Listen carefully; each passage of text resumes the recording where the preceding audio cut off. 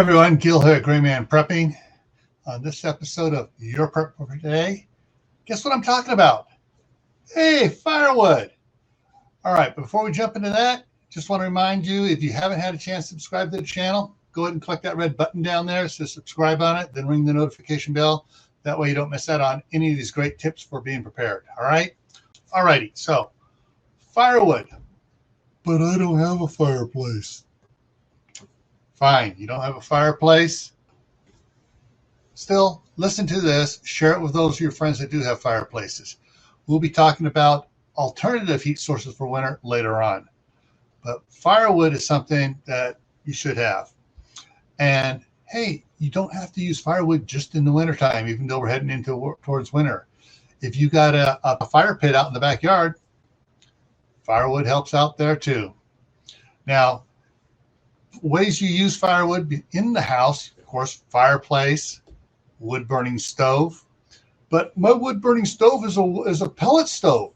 Hey, stock up on bags of the pellet too, right? I mean, hey, firewood. Just because it's a pellet doesn't mean it's not firewood. All right, one of the things you don't want to be using in the house though, in a fireplace, is charcoal briquettes. So get firewood, store it, try to keep it dry. You don't have to build a shelter like this behind it. You can cover it up with a tarp and pull your wood out of there. But you do want to stack it. If you're just in a pile, you can find up critters making a home in it in the wintertime. All right? So get your firewood. Make sure you have enough to be able to heat your home all winter long if the power's out. All right? Now, some people say, well, I live in the San Francisco Bay Area, and we have the Bay Area Air Quality Management people that says we can't burn wood. Well, hey, if the power's out, that goes out the window, because one of the requirements for spare the air there is if there's no other heat source, you can continue to burn firewood.